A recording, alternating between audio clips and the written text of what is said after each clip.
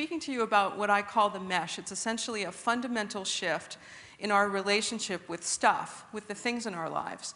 And it's starting to look at, not always and not for everything, but in certain moments of time, access to certain kinds of goods and service will trump ownership of them. And so it's the pursuit of better things easily shared. And we come from a long tradition of sharing. We've shared transportation, we've shared wine and food and other sorts of fabulous experiences in coffee bars in Amsterdam. We've also shared other sorts of entertainment, sports arenas, public parks, concert halls, libraries, universities. All these things are share platforms, but sharing ultimately starts and ends with what I refer to as the mother of all share platforms. And as I think about the mesh and I think about, well, what's driving it and how come it's happening now, I think there's a number of vectors that I want to give you as background. One is the recession, that the recession has caused us to rethink our relationship with the things in our lives relative to the value. So starting to align the value with the true cost. Secondly, population growth and density into cities, more people, smaller spaces, less stuff. Climate change. We're trying to reduce the stress in our personal lives, in our communities, and on the planet. Also, there's been this recent distrust of big brands, global big brands, in a bunch of different industries. And that's created a kind of opening. Research is showing here in the States and in Canada and Western Europe that most of us are much more open to local companies or brands that maybe we haven't heard of, whereas before, we went with sort of the big brands that we were sure we trusted. And last is that we're more connected now to more people on the planet than ever before, except for if you're sitting next to someone. The other thing that's worth considering is that we've made a huge investment over decades and decades, and tens of billions of dollars have gone into this investment that now is our inheritance. It's a physical infrastructure that allows us to get from point A to point B and move things that way. It's also web and mobile allow us to be connected and to create all kinds of platforms and systems. And the investment of those technologies and that infrastructure is really our inheritance. It allows us to engage in really new and interesting ways. And so for me, a mesh company, the classic mesh company, brings together these three things: our ability to connect to each other. Most of us are walking around with these mobile devices that are GPS enabled and web enabled, allows us to find each other and to find things in time and space. And third is that physical things are readable on a map, so restaurants, a variety of venues, but also with GPS and other technology like RFID, and it continues to expand beyond that, we can also track things that are moving, like a car, a taxi cab, a transit system, a box that's moving through time and space. And so that sets up for making access to goods and services more convenient and less costly in many cases than owning them. For example, I want to use Zipcar. How many people here have experienced car sharing or bike sharing? Wow, that's great. Okay, thank you. Basically, Zipcar is the largest car sharing company in the world. They did not invent car sharing. Car sharing was actually invented in Europe. One of the founders went to Switzerland, saw it implemented someplace, said, wow, that looks really cool. I think we could do that in Cambridge. Brought it to Cambridge, and they started, two women, Robin Chase being the other person who started. Zipcar got some really important things right. First, they really understood that a brand is a voice and a product is a souvenir. And so they were very clever about the way that they packaged car sharing. They made it sexy. They made it fresh. They made it aspirational. If you were a member of the club, when you're a member of a club, you're the Zipster. Cars they picked didn't look like ex-cop cars that were, hollowed out or something. They picked these sexy cars, they targeted to universities, they made sure that the demographic for who they were targeting and the car was all matching. It was a very nice experience, and the cars were clean and reliable, and it all worked. And so from a branding perspective, they got a lot right. But they understood fundamentally that they are not a car company. They understand that they're an information company. Because when we buy a car, we go to the dealer once, we have an interaction, and we're ciao, usually as quickly as possible. But when you're sharing a car and you have a car share service, you might use an EV to commute, you get a truck because you're doing a home project. When you pick your aunt up at the airport, you get a sedan. And you're going to the mountains to ski, you get different accessories put on the car for doing that sort of thing. Meanwhile, these guys are sitting back and collecting all sorts of data about our behavior and how we interact with the service. And so it's not only an option for them, but I believe it's an imperative for Zipcar and other mesh companies to actually, just wow us, to be like a concierge service, because we give them so much information and they are entitled to really see how it is that we're moving. They're in really good shape to anticipate what we're going to want next. And so what percent of the day do you think the average person uses a car, what percentage of the time? Any guesses? 5%. Those are really very good. I was imagining it was like 20% when I first started. The number across the US and Western Europe is 8%. And so basically, even if you think it's 10%, 90% of the time, something that costs us a lot of money personally, and also we organize our cities around it and all sorts of things, 90% of the time it's sitting around. So for this reason, I think one of the other themes with the mesh is essentially that if we squeeze hard on things that we've thrown away, there's a lot of value in those things. What's set up with Zipcar started in 2000.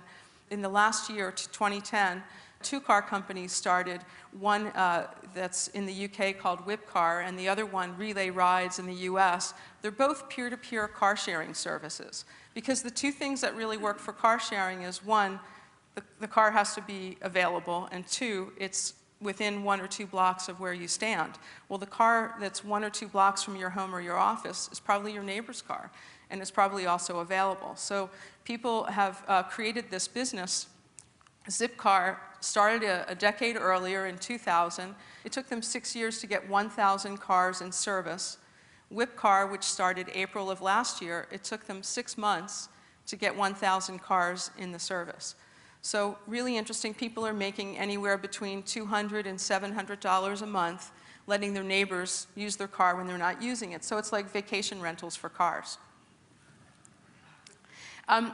Since I'm here, and I hope some people in the audience are in the car business, I'm thinking that, coming from the technology side of things, so we saw cable-ready TVs and Wi-Fi-ready notebooks. It would be really great if any minute now you guys could start rolling share-ready cars off, because it just creates more flexibility. It allows us as owners to just have other options. And I think we're going there anyway. The opportunity and the challenge with mesh businesses, and those are businesses like Zipcar or Netflix that are full mesh businesses, or other ones where you have a lot of the car companies that are the car manufacturers who are beginning to offer their own car share services as well as a second flanker brand, or as really a test, I think, is to make sharing irresistible. We have experiences in our lives of certainly when sharing has been irresistible. It's just how do we make that recurrent and scale it? We know also, because we're connected in social networks, that it's easy to create delight in one little place. It's contagious because we're all connected to each other. So if I have a terrific experience and I tweet it, or I tell 5 people standing next to me, news travels. The opposite, is, as we know, is also true, often more true. So here we have Ludo Truck, which is in LA, doing the things that gourmet food trucks do, and they've gathered quite a following. In general, and maybe it's, again, because I'm a tech entrepreneur, I look at things as platforms. Platforms are invitations. So creating, like Craigslist or iTunes and the iPhone developer network, there are all these networks, Facebook as well. These platforms invite all sorts of developers and all sorts of people to come with their ideas and their opportunity to create and target an application for a particular audience. And honestly, it's full of surprises, because I don't think any of us in this room could have predicted the sorts of applications that have happened at Facebook, around Facebook, for example, 2 years ago when Mark announced that they were going to go with a platform. So in this way, I think that cities are platforms, and certainly Detroit is a platform. The invitation of bringing makers and artists and entrepreneurs, it really helps stimulate this fiery creativity and helps the city to thrive.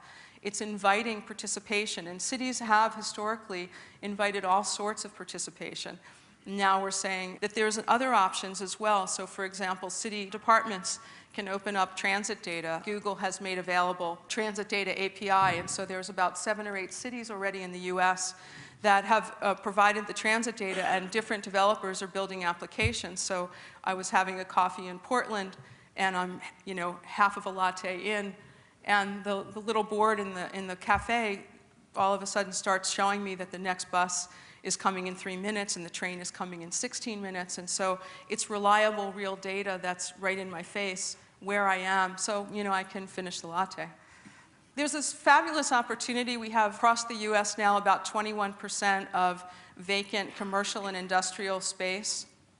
That space is not vital. The areas around it lack vitality and vibrancy and engagement. There's this thing, how many people here have heard of pop-up stores or pop-up shops? Oh, great. So I'm a big fan of this, and this is a very meshy thing.